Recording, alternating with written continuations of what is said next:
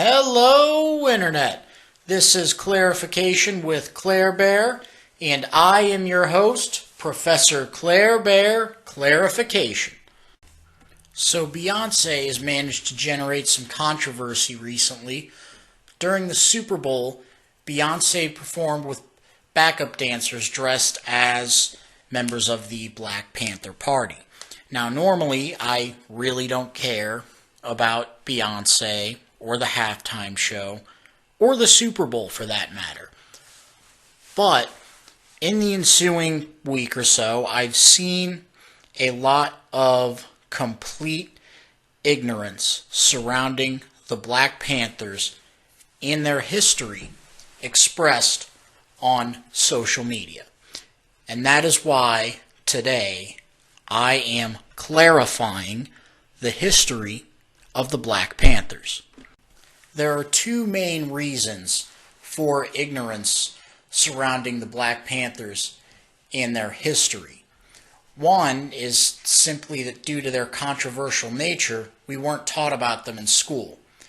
Another is that in 1989, a group calling itself the New Black Panther Party hijacked the Panther name despite not being connected in any way, shape, or form to the real Black Panther Party and being denounced by former leaders of the Black Panther Party, including co-founder Bobby Seale. The New Black Panther Party has been labeled as a hate group by the Southern Poverty Law Center and the Anti-Defamation League. The New Black Panther Party was denounced by the Huey P. Newton Foundation, which is named after Black Panther Party co-founder Huey P. Newton and was founded in part by former Black Panther Party members, and they had this to say concerning the New Black Panther Party.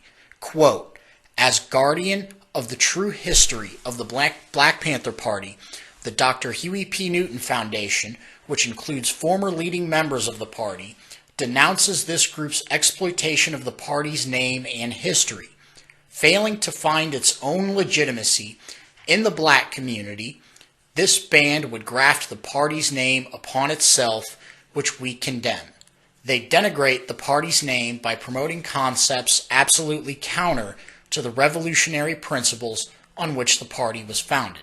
The Black Panthers were never a group of angry young militants full of fury toward the white establishment. The party operated on love for black people, not hatred of white people." So now that we know who the Panthers are not, the question is, who were the Panthers? The Black Panther Party was founded in Oakland, California by Huey P. Newton and Bobby Seale during the height of the Civil Rights Movement in 1966.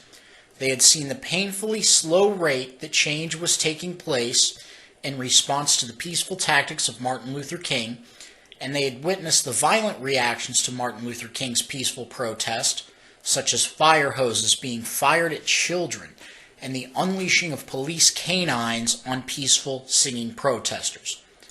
At the time, due to institutional racism, African Americans were living in substandard housing in ghettos, partly as a result of the New Deal, but that's a topic for another video, and frequently being victimized at the hands of racist mobs and the KKK that operated with impunity from the police in some areas and with participation from the police in others. So this really set the stage for a lot of anger and a lot of frustration in the black community, specifically in the inner cities at the time.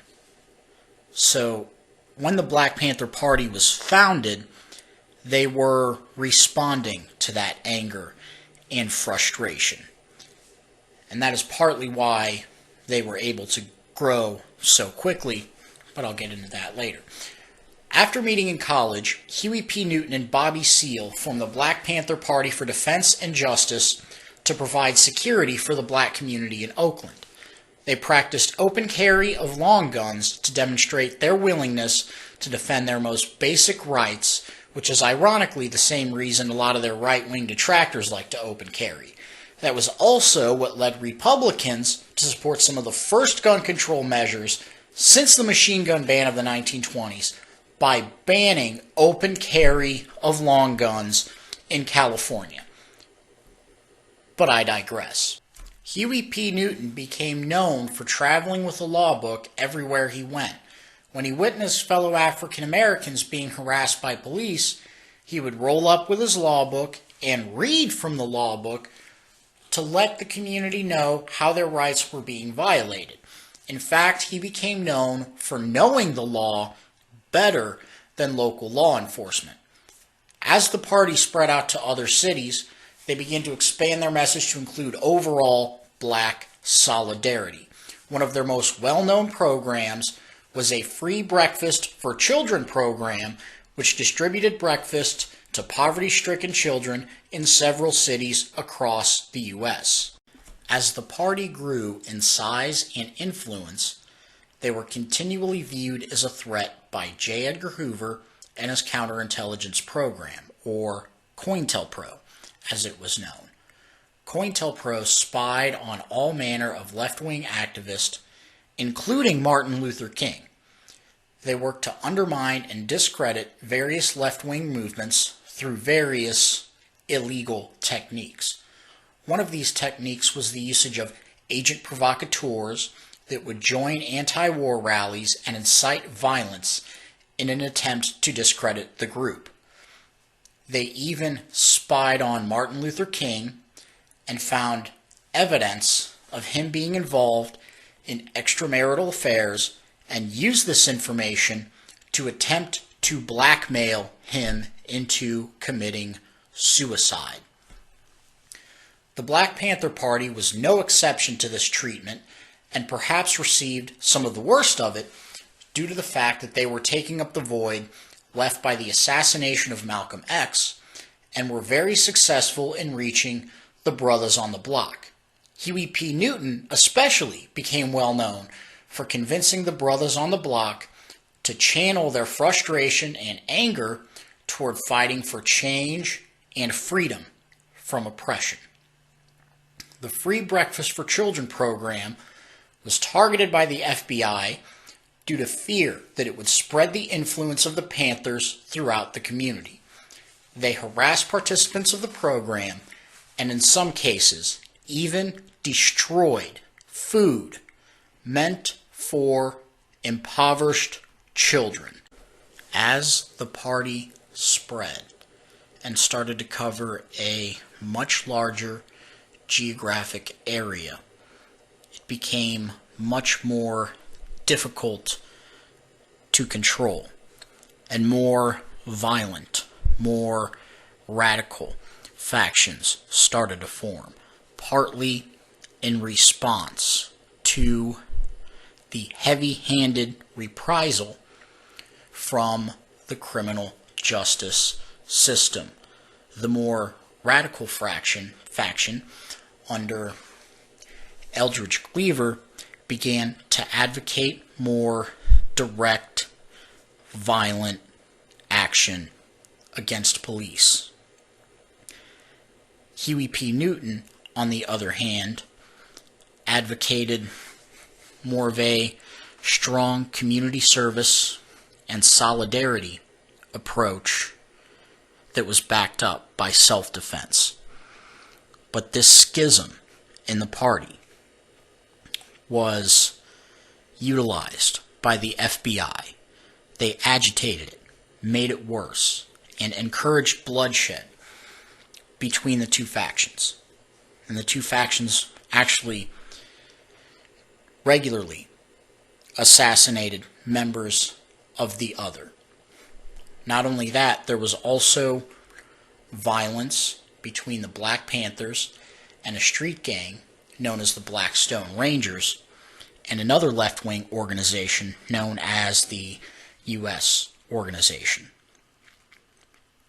And as I stated before, this violence happened in part and was aided in part by the FBI and the counterintelligence program.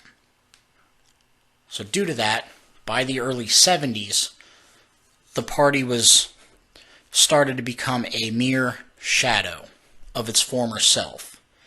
An increasingly dwindling group of members remained until they had only 27 members by 1980. The history and the legacy of the Black Panthers remains quite controversial, even to this day. There are some who say that their love of the gun, so to speak, and emphasis on violent masculinity contributed to increased gang culture in the inner cities. Others have argued that the Panthers helped to encourage the young, angry, poor, disenfranchised citizens of the ghetto to serve their community and try to help their fellow man. Perhaps there is a bit of truth to both. The real history, however, is far more nuanced than a simplistic, ignorant meme posted on social media could even begin to convey. And though, yes, they did become much more violent later on, and it did start to become a bastardization of its original idea, it is definitely worth noting that they were started in an attempt for them to defend their basic rights as American citizens. It was a demand not to be harassed, a demand not to be tread upon. So to say that the Black Panthers are equivalent to the KKK, or that the Black Panther Party was nothing more than the black version of the KKK, which I have seen posted on social media, is extraordinarily ignorant and exposes a fundamental ignorance of the true history of the Black Panther Party. That was Clare-ification with Clare Bear. If you liked the video, feel free to help a brother out. Throw me a like, perhaps even share, or in this case, share it on social media to piss off an ignorant racist. And if you liked it, feel free to subscribe to my channel for further clarifications. And feel free to tell me in the comments what you would like to see clarified in my next video. But until then, good night and good luck, Internet.